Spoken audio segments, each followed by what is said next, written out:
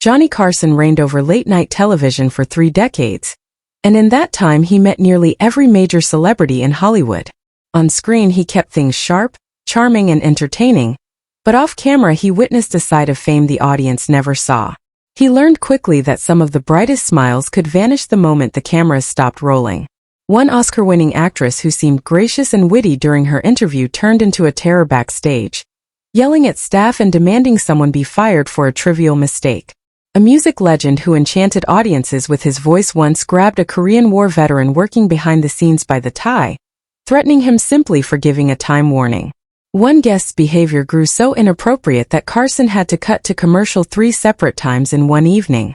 By the 1980s, after years of such encounters, Carson quietly banned several major stars from returning to his stage. For Carson, the stage had always been a place of escape. When he was 12, growing up in the shadow of the Great Depression, he discovered a magic book that changed his life.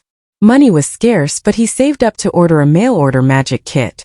He practiced endlessly, pestering family members with "pick a card, any card." His mother sewed him a magician's cape, and by 14 he was performing as the Great Carson at county fairs in Norfolk, Nebraska, earning $3 a show. His family had moved there from Iowa when he was 8, and magic became a way of coping with hard times while building confidence in front of crowds. After college, he got his first radio job in Omaha in 1949. At 24, he hosted a morning program called The Johnny Carson Show for $50 a week. To make ends meet, he took side jobs hosting banquets and dinners, often making fun of the same local politicians he entertained in the evenings. Once he even climbed onto the courthouse roof and pretended to interview pigeons about corruption.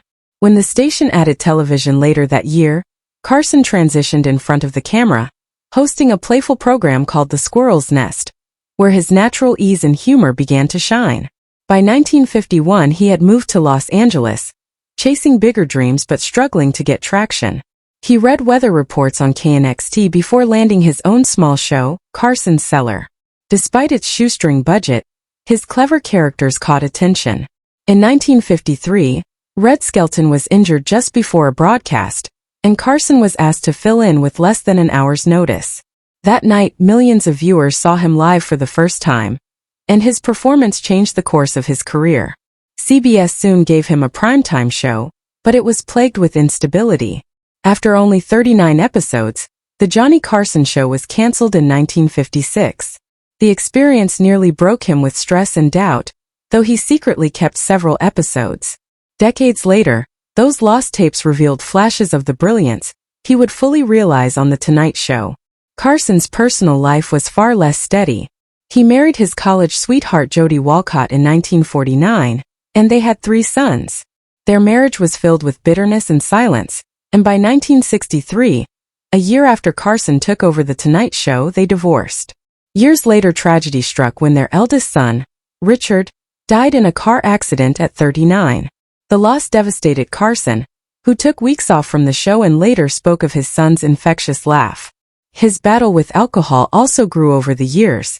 By 1982 it reached a crisis point when he was arrested in Beverly Hills with a blood alcohol level, twice the legal limit. Placed on probation and ordered into education programs, Carson later admitted drinking never made him funnier.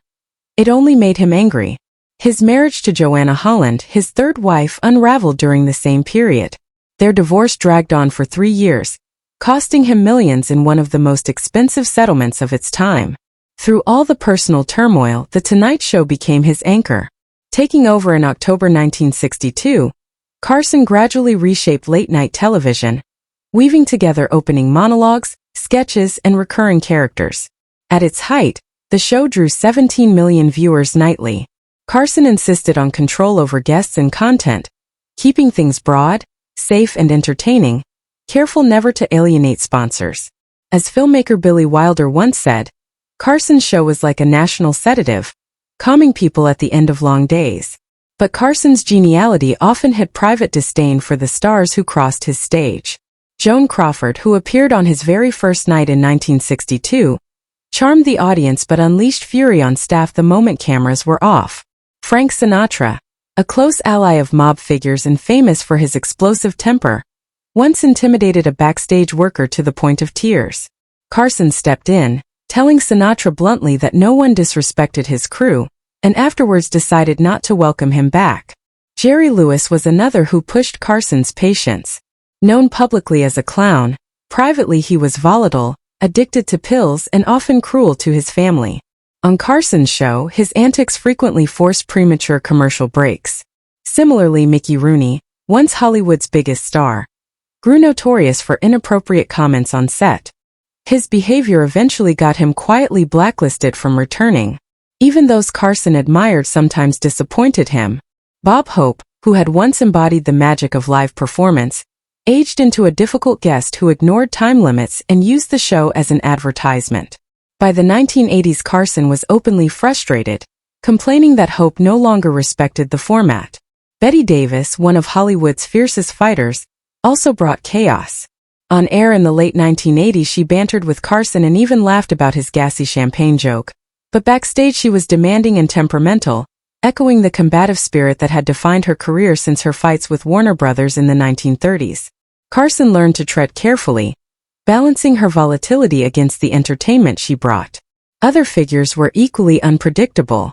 Zsa Zsa Gabor turned her flamboyant personal life into performance, once even slapping a Beverly Hills police officer during a traffic stop, later shrugging it off as self-defense.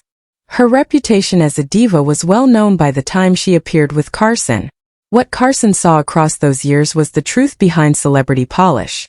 The performers who defined Hollywood's golden age, Crawford, Davis, Sinatra, Lewis, Hope, Rooney, and many others, were larger than life on screen but deeply flawed behind it.